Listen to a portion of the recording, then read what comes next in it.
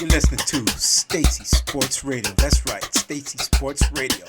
Tell your mother, tell your sister, tell your brother, tell your lover. You're listening to Stacy Sports Radio. Also, tell your pets. That's right, tell your pets. You listen to Stacy Sports Radio. Stacy's one bad mother. That's right, Stacy's one bad mother. Shut your mouth. That's right, shut your mouth.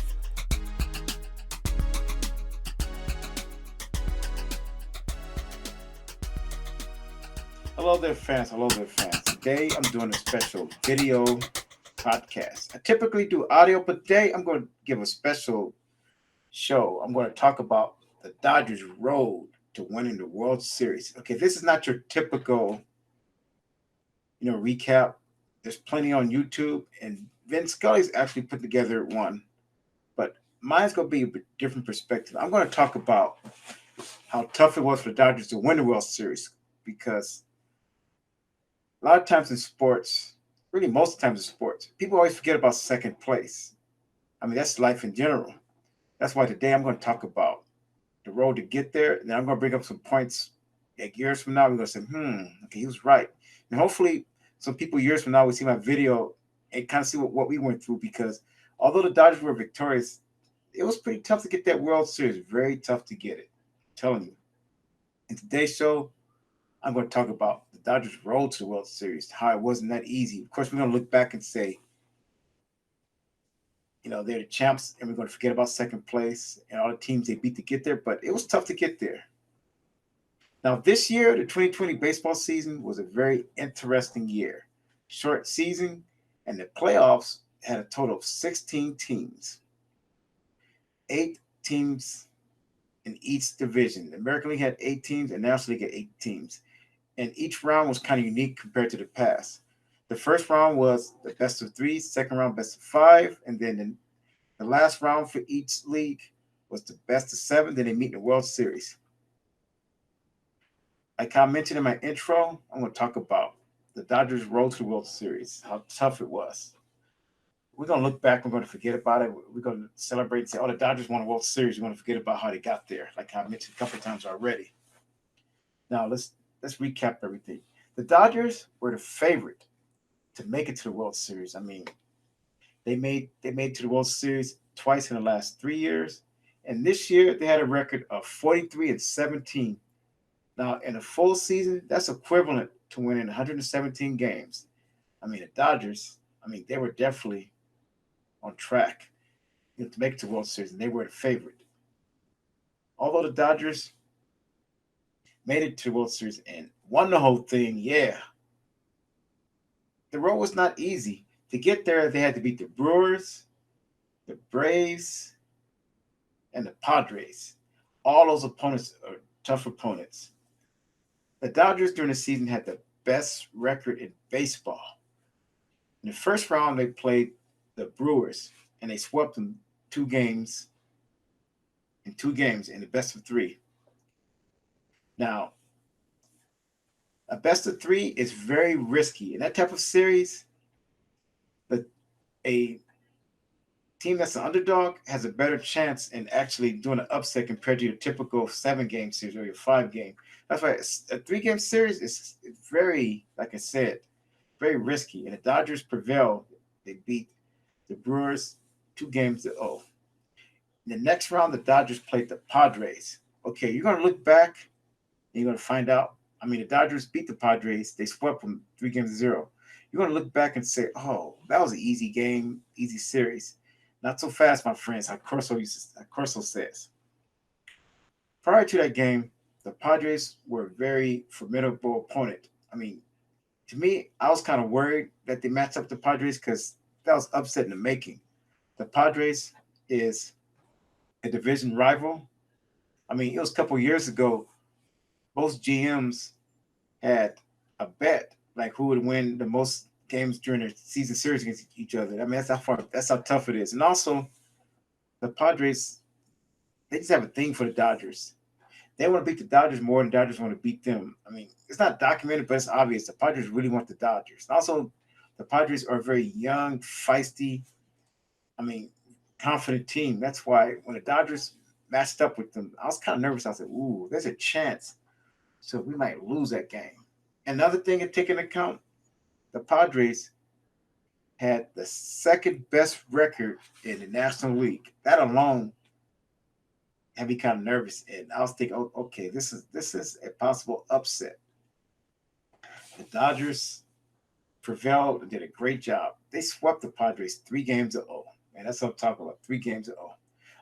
Although it was a sweep, on paper you're going to see a sweep, but that's a tough matchup. That's why I said the Dodgers' road to the World Series was tough. They had to beat the Brewers and they had to beat the Padres, which was a very formidable opponent. Who knows? If the Padres would have played someone else the first round, they probably would have won and played the Dodgers in the NLCS championship. But now let's talk about the next game, the National League Championship Series between the Dodgers and the Braves. Now the Braves are a very feisty young team led by Asuna. I mean, this team is great. This is a team of the future. I'm quite sure they will be back next year and the year after. I mean, that's a good team. That's why the Dodgers, also a pretty young team, that's their competition for the next couple of years. They may easily become rivals, man, because the Braves are good. Okay, the Dodgers won the World Series, but one thing that people in the future not looking down, people in the future who's going to read about articles, look at old videos, they're not going to understand. And people like me who watched it, we're gonna remember. But you know, a lot of fans will forget. The Dodgers were down 3 games to 1. I mean, 3 games to 1. Ooh, now I was thinking, oh man, are we gonna lose this again? Is this gonna be like the World Series against the Astros or the Astros or the Red Sox? Are we going to lose again? Have the best record in baseball, lose again? I mean, at that point, I really thought we were going to lose, man. I was going crazy. But yeah, the Dodgers prevailed and won. And here's another thing I'd like to share with you.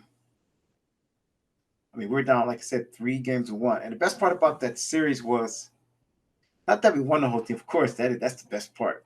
Is that when the Dodgers were down, they didn't give up. Now, the Dodger team from 2 years ago, I'm not saying they would have given up, but they would not have overcome this. They wouldn't have. And what was also so great about that series was the Dodgers did not win on hitting home runs and scoring a lot of runs. They won on great defense and pitching and clutch and timely home runs. Okay, in that series against the Braves, the Dodgers were actually losing the final game up until the 6th inning until Kike Hernandez hit a home run to tie it. And then in the 7th inning, Bellinger hit a home run to take the lead. And the Dodgers kept that lead and ended up winning that series. Like I mentioned in my intro, many people don't remember second place. I mean, they don't. I mean, you don't even remember the champions. For example, here's a good example of second place. The first year that the Lakers with Kobe and Shaq won the championship, they beat the Portland Trailblazers. People forget. I still remember that. They were down by double digits going into the fourth quarter. I mean, that was scary. And Portland was destined to win that game. The Lakers, led by Shaq and Kobe, they came back. See, if Portland would have won that series, that would have changed history. But like I said, like the purpose of today's video, I want to talk about how hard it was to get there because it was not easy. Imagine if the Dodgers would have lost. That would have changed history. Okay, now after beating the Braves, the Dodgers meet the Tampa Bay Rays. Woo, Rays, that rhymes. But yeah, the Rays, man, they were a great team. They were what I call a giant killer. They beat the Yankees in the best of 5, 3 games to 1. I mean, dominated them. And then they beat the Astros 4 games to 3. I mean, this team is, like I said, called a giant killer. They were destined to beat the Dodgers to add to their list of giant killers. Some people consider the Rays making the World Series an upset, but real baseball fans know that really wasn't an upset. Like I mentioned earlier, how the Dodgers had the best record in the National League. The Rays had the best record in the American League. I mean, they were a great team, a great opponent. And thanks to the Braves for giving the Dodgers a tough series, I think the series against the Braves woke the Dodgers up when they played the Rays because the Rays, like I said, they were a good team. And like in the series against the Braves, the Dodgers won on good defense, great pitching, and timely home runs. It wasn't all about scoring a whole lot of runs. In that World Series, let me share with you guys my favorite play. I mean, this is my favorite play. What I'm going to do is I'm not going to only show the play, I'm going to show the entire at bat. Now, let's check this out, you guys. You guys got to watch this.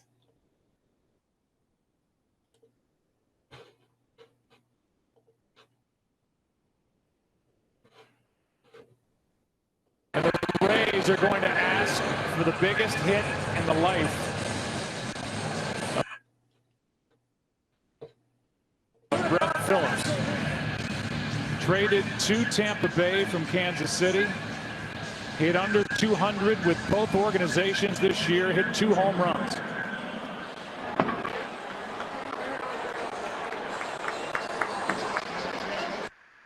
The 26-year-old outfielder. Now the question's going to be is, will he think his best chance is on the first pitch? Will he be aggressive?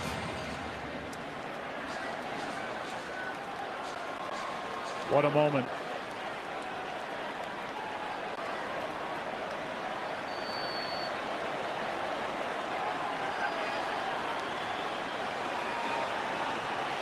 Not on the roster during the LCS. Added for the World Series, and here he is. Ball 1 inside from Jansen.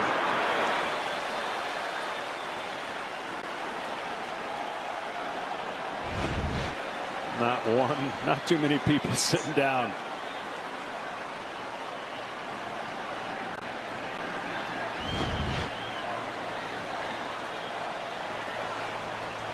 Phillips. Woo! That caught the corner. 1 ball, 1 strike.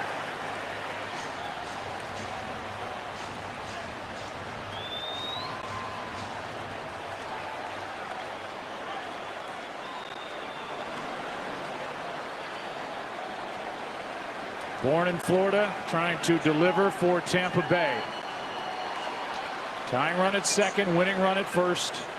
2 out in the 9th.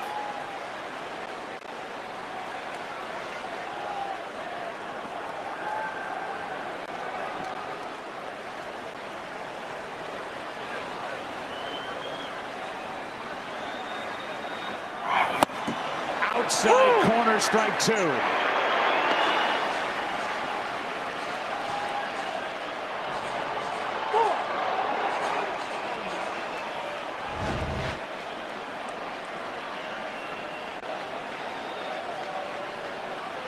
Real close.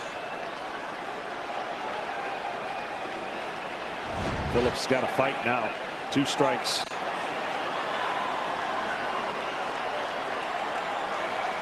Jansen. That is into center field. Here comes Kiermaier. Phillips has tied the game. Arose Arena coming around. Throw home. Now he stumbles. But the ball gets away. Tampa Bay wins it. Brett Phillips, game 4 hero.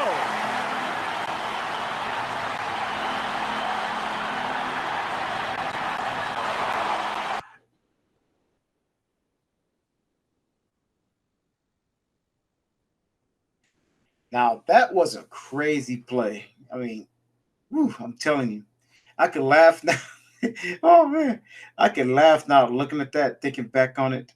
But you know what's so funny or so ironic about the whole thing is if the Dodgers have lost that series, the World Series, that game would have came back and hunt us because at that point, I think we were up 2-1, and we could have easily took the driver's seat and just finished the race. But that one place sort of got the Rays back in the series because, man, imagine we'd have lost this whole series.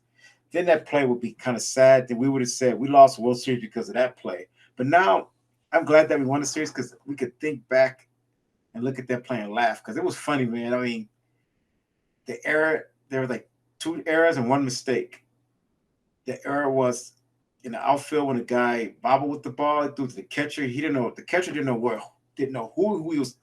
The catcher didn't know who he was throwing the ball to. And then The runner tripping on his way to home plate, man, that was crazy.